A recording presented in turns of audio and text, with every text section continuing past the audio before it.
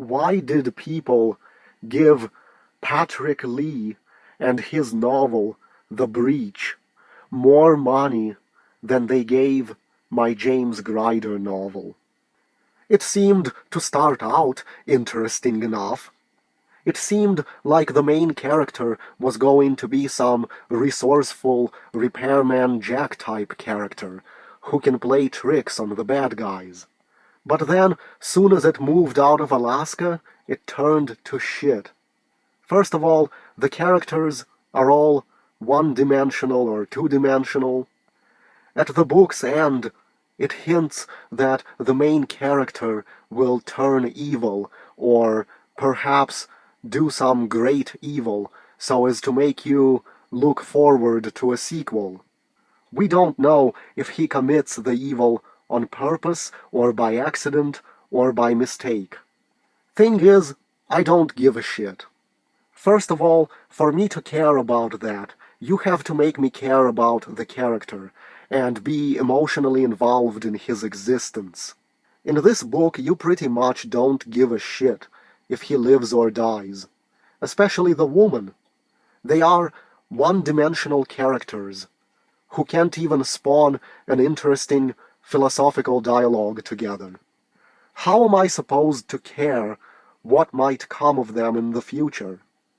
Another thing that makes a techno-thriller great is when science fiction is used, there is some theoretical, well-researched explanation for how it might work that's usually believable enough to make you believe this is something that could happen or something that science might catch up to in the future. Instead, what you get in this book is that an interdimensional breach is spitting out various objects and gadgets that perform functions that you might as well consider magical, with no even a pseudo-scientific explanation for how it works. They present an invisibility suit, but it doesn't explain how it might work. Invisibility is of interest to me, and it would be interesting what theoretical explanation the author would have come up for it. But ultimately, the only way to make sense of these breach devices is that maybe they're coming out of a Harry Potter's wizard universe. In fact, these artifacts would be right at home there, and maybe that's the ultimate explanation for it all, since the book never gives an explanation, other than possibly aliens have created this stuff. Those objects were exactly the kind of things that wizards would shop for in the Harry Potter world.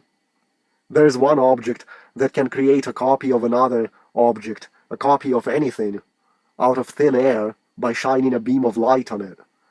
So it's that kind of stuff. Now, in my James Grider book, there are alien devices that also perform magical functions. But at least my story isn't focused on them. Rather, it's a human drama revolving around a character with mental illness who is trying to combat a totalitarian government and all the brainwashed citizenry who defend that government. So these devices are the only exception to the laws of physics in the book. Anything other than that, that is sci-fi related, would have to be explained by scientific theory.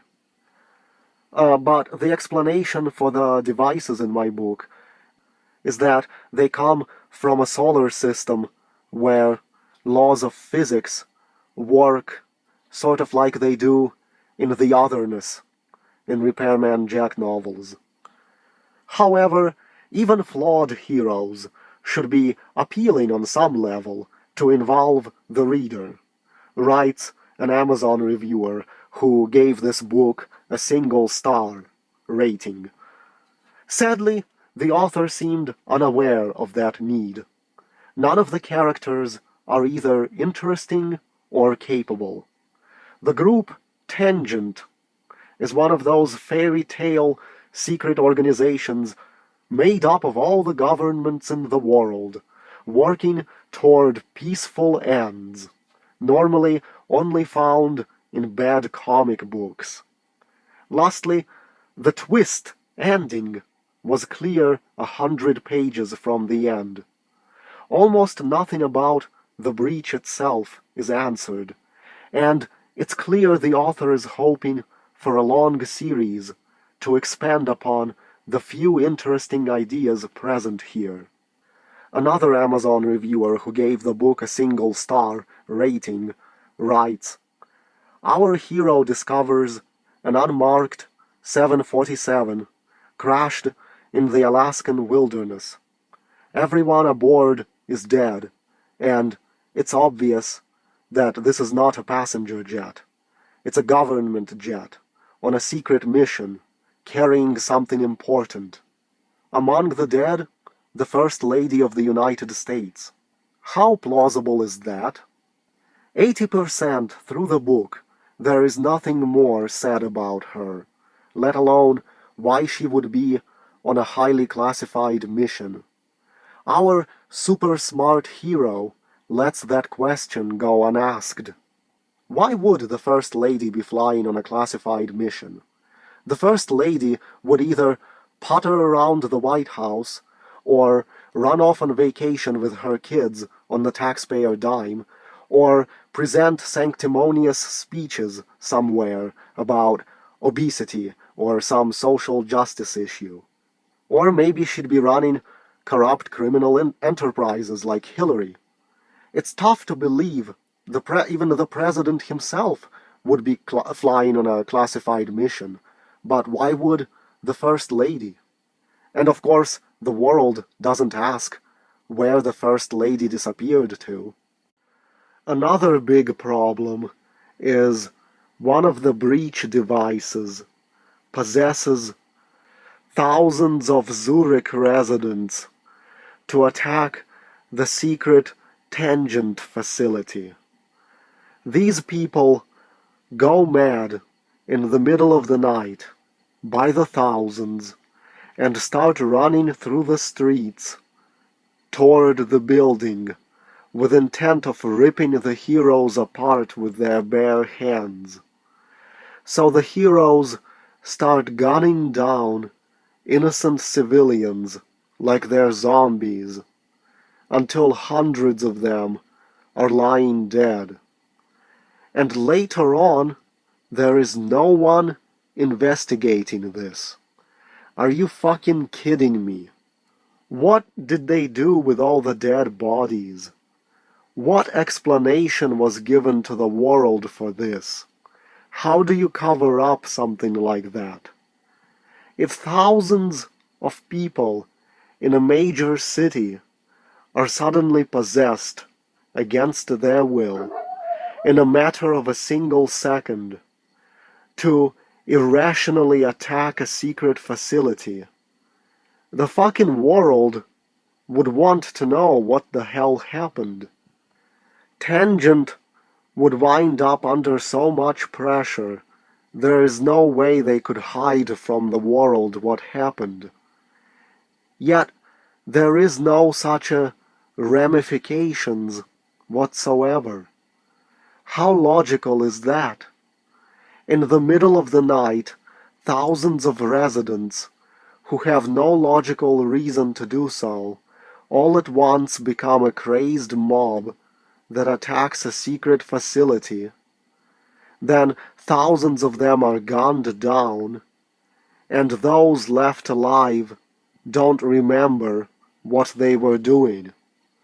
And I guess the world will just overlook this and not investigate the phenomenon. I don't care how top secret something is and how well protected it is by every law enforcement agency in the world. They can't just sweep something like this under the rug in a modern world. These kinds of things are the reason why writing stories for me can be so hard. Each event and action that I want to include in the story has ramifications that must be considered. I can't just come up with something because it sounds shocking and fun and put it in without working through the ramifications of it. A writer has to consider the fallout of every event in the story and how it might affect the direction of the plot he wants to write, and whether these ramifications would alter the plot. If they alter the plot in a direction you don't want it to go, then it's best not to include a certain event, or design it in a way that won't alter the plot direction. It seems like Patrick Lee was just too lazy to consider this, and I can understand that. I can very much understand that. But every cause has an effect. This kind of thing reminds me of something from Onision's book.